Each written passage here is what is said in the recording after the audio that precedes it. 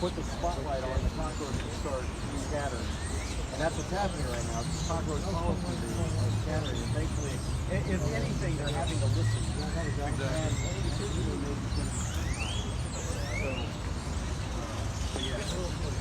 It's not a small thing when it comes to liberty, and we believe in liberty, and that's why everybody here supports you.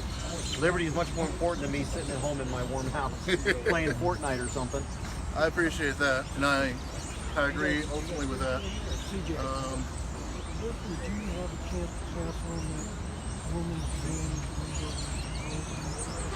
Yes.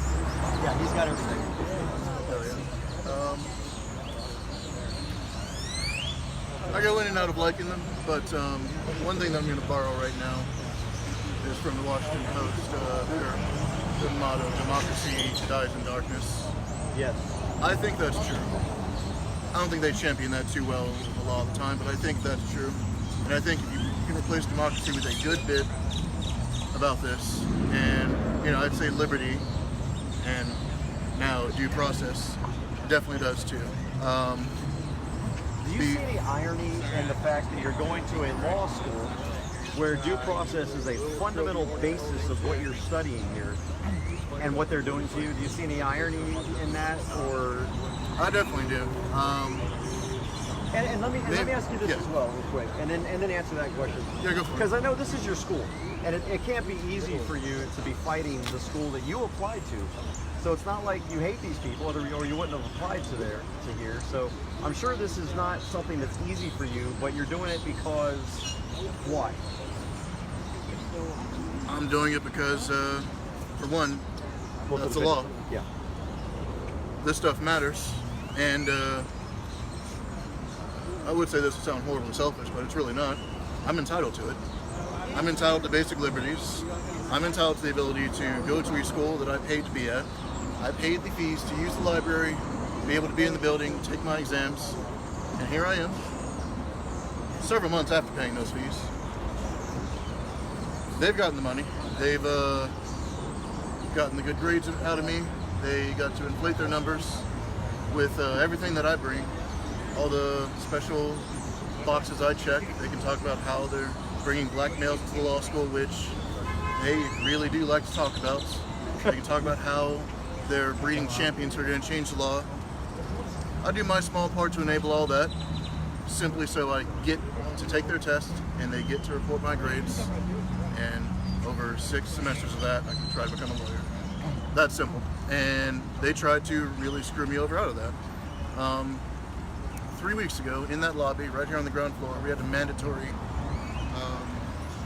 speech that we had to hear from speakers that a lot of us didn't agree with. And they were talking about the unfairness of segregated housing and how basically an extrapolation of that from the mid-1900s through today has screwed over black communities. And there was a lot of grandstanding by the school on how that's horrible. The law is the correction for that, and they're so glad that they're able to offer this law school, so you know, we can go out and serve that mission and help people who otherwise wouldn't have a voice, and then happily turn around and rob me, you know, of that same voice. Turn around and, in the name of their mission, try to basically shove me under some rug of secrecy. You know, there's an accusation, fine, fair enough. At this point, everything's public record. I put every bit of correspondence between me and the school in those court filings. Anyone that knows my uniquely spelled last name can go on Dallas County website and look that up. I was up front with the school. I cooperated as best I could. I was nothing but polite throughout. Thank God I was mistrustful enough to record that interview. Otherwise, I'd be here pleading for people to believe I'm not lying, which is even worse for me, in my mind anyways. You hear that, folks? Report everything. Yeah, I can't stress that one enough. Yeah. And, well, this is the position that literally they've created. One of their students, and I'm going to brag a little bit here, I was not at all forward. And across the street on the sidewalk, talking about the injustice not being let in. And, you know, frankly, this is if this were not me, I would be laughing at how ironic it is. But it is me, so it's going to take me a few years to laugh at this one. But again, I appreciate all this attention. And one thing that I find encouraging, Wednesday when I was leaving the courthouse after that hearing, I don't quite remember, I don't even remember his name. A member of the University of North Texas at Dallas's media relations office, some official, comes up to me, introduces himself, and says, well, you know, now that you've got this, you think you can talk to those Occupy guys and let them know, because, you know, people are trying to take their finals, and, you know, just me speaking as a person, I'd be upset if there are people walking around with guns, screaming outside. Oh, you mean the school. OCT guys? Us? Exactly. Occupy guys. I'm not occupying anything. We can do that though. We're able to. You tried. And he seemed perfectly nice. He sounded perfectly reasonable. But honestly, the first thing that stuck out in my head was he really saying this? Because, well, gosh, especially a mission-driven, focused school like this one, they should love someone coming out and utilizing their First Amendment to protest something they think is fundamentally unfair. They'd absolutely encourage us to do the same, especially when it comes to certain correct views that the school has that they would definitely try to push us to having, which is fine. That's their prerogative. I don't fall in that train. I've never been shy about that. I started an organization around the fact that plenty of us don't fall in that train, and I'm grateful I did. So I got to meet people that the term my vice president used was closet conservatives, and I think that's right. And got to have really spirited debates, got to see a lot of perspectives. Here's some crazy stuff that I otherwise wouldn't have.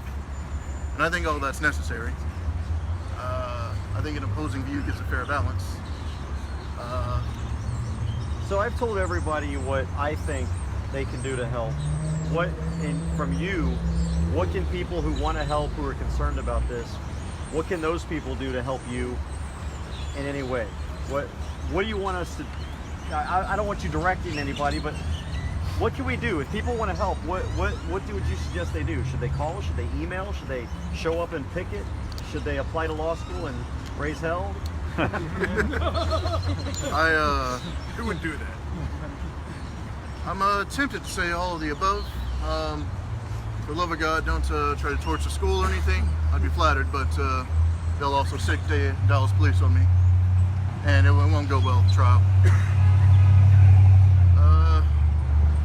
I mean, the big thing, and the thing that I think I learned from that official asking me to get in touch with you guys to try to call this thing off, I think the attention is really getting to them. I don't know if any of you saw the email that the school sent out to all of us saying, basically, everyone stay calm, everyone please show up for finals. As long as no one says they're too scared to show up for finals, the accreditation isn't at jeopardy. And don't worry, there'll be plenty of security and escorts to keep them safe from yeah, we're right here. you folks. we brought the security right here. So, Don't they all have therapists? there were therapy dogs earlier this week in the library. Oh goodness. Law professors who don't follow the law should be both embarrassed and afraid of publicity. Do you find yourself a minority by letting people know that you're conservative? Literally, yeah. People, for about the first couple weeks, I was a big Let's enigma. scoot this way a little bit so people can get past. Oh yeah. There's people just didn't know much about me. Yeah. But you know, as time went on, and especially once I started the Federalist Society, my views became a pretty prevalent thing. Being a black conservative is minority-inducing and apparently a curiosity in and of itself. I know, But I know that feeling. I'd say, like, if I'm just going off of our Federal Society meetings, for example, couple dozen people will reliably show up, reliably feel free to engage. And a lot of people aren't even, I would say, conservative. They just disagree with a lot of popular, really far liberal notions. But I think we're at a stage where that's the same thing right now. And to an extent, I'd say that maybe even classifies me in some ways. But as is, I'm definitely at least something odd as far as these guys are concerned. Especially now. Especially now. Everything could drop right now. I will be the guy that, depending on which side of the aisle you follow on, either the guy that threatened to shoot up the school and got in anyways, or the guy that sued the school and is now still here. But do you speculate that these anonymous accusations could have anything to do with your, with the Federalist group that you started? I'd have to speculate, and I mean, I certainly think it's possible. I don't know if that's absolutely the case, because I don't know the individual. I'll find out more when I get to sue them at the end of all this, which, sweet Christ, I can say that I'm excited for. Looking like a true lawyer. I'll add a third category to what you said. You're a man standing up for your rights, and we all admire that. Yeah. Amen. Thank you. So then, I'll set up for a free education, free tuition, and I'll settle. I'd like that, but as is, I like before any of this happened, there really was not too much negative to say about some things with the school. I really don't like the viewpoint they were pushing, but as far as your question, me being an enigma, I'd say absolutely, but there was very little instance before any of this where I'd say I was mistreated by any other student. People pretty much accepted that they were odd, or that I was oddity. A lot of people were basically like, agree to disagree. And we're all law students. At some point we're going to go into the same competitive pool, and we're all stressed, and never mind my view, people really want to not fail. So that was the prevailing attitude. Yeah. And I felt great about that. I thought things were perfect until I got that email. That really woke me up to, well, somebody has found the time to be petty. And then 3.5 weeks later, here am I. I got a question for you, sir. Yeah, go for it. Why do you feel the right to own firearms is so important to you personally? Well, what I said in that meeting, which I'll go ahead and start with since that's about to be public anyways, once the recording gets uploaded. I told the lady, because she asked me a really similar thing. I said, if I wake up and my balcony door is being kicked in, I'd rather reach under my pillow for a pistol than for a cell phone and pray and get in the closet or think to myself, oh God, please let this be somebody I can outrun. Safe space. Amen. But I think it's important just because, Why for one, can't you just grab a no gun sign instead? Why can't you put a no gun sign under your pillow and be protected by that? you might still kill me after I impale him. But for one, it's right there in the Constitution, and I think rightly so.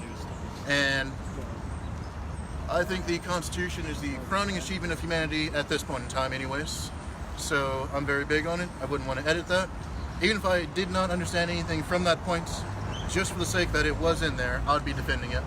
Because I fundamentally believe in the document as a whole. But on a really wider point, I think the Second Amendment being a thing gives us certain protections that aren't necessarily present. An example that I don't remember who I told, but if all of us wake up tomorrow and for some reason Trump has absolutely lost it and says, forget about the entire Constitution and by the way, martial law. Yeah. There are plenty of countries where that has happened or is happening, and it's a long cycle. It gets pretty bad. You got to smuggle in weapons. There's a big crackdown. Things get totalitarian. Here, especially Texas, that that won't work. Amen. Amen. Let him You try. Let him try. you just and that's a common thing that comes up when we talk about confiscation. Yeah, you have an entire armed populace that will literally turn into a two-man gun battle, and that's a powerful deterrent. And I think the fact that that's a deterrent saves us from legitimate fascism, which ultimately saves us from the harms that come with attempts at fascism. So I think it's stability inducing in society. And personally, it means that I can walk to the dart station whatever time I want. And luckily I got a good pistol, so if I know I'm in danger, I have 17 tries to save myself. Amen. And if that doesn't work, then either there was too many of them to begin with, or 18. You can throw the pistol at it. I Amen. didn't deserve it. I Amen. can't do one for Across the 17. street and do a photo op so the press can go. Amen. Yeah. Get a bayonet for hanging. What about once you get through all this, you get through school, and you get your law degree and this and that? Will you going through this yourself make you look at somebody else that in the future that may run into that same problem that you might get to defend? Absolutely. I came to school because I was interested in criminal defense. And in that case, and especially working for a firm that did criminal defense work, you really see the legitimate governments, whether it was a federal case or the state of Texas, throwing Where do you see legitimate governments? in criminal cases. Oh, I haven't seen them there either. But I've never seen one. you know, you see them coming after people, and this is literally life and liberty at stake. So for me, it's a romantic notion getting to defend those people. And if you'd have to find someone that goes here, but anyone that goes here can tell you. The notebook I read in, when I custom made has Thomas More on the front page, because that story really resonated with me. Guy back in the 1500s refuses to sign a document saying that basically the Catholic Church is invalid and Henry VIII's marriage, initial marriage, is also not valid. Refuses to sign it, defends himself with the actual law, and the entire English government has to 4 times try to fabricate something to actually get the result they want. And for me, that was a powerful story. You force people to go through their own measures, their own protections, and either they'll back down because you're within the law, or they can at least reveal themselves to be illegitimate. And I'm happy I got to play that out with this university and their code and my constitutional protections. And as is, once I get out and start practicing, I'd like to do that. I think this experience makes me, I understood people got screwed before I came to law school. I guess I can now say that I can empathize with them from across my desk while they're going through it themselves. So they gave me that. But I'd say it's only strengthened my commitment to, my own personal mission. Well, let's go across the street. Just take a picture, do a group picture, and then I guess we don't really need to do a walk. We're just gonna go over there anyway. Only dangerous gun.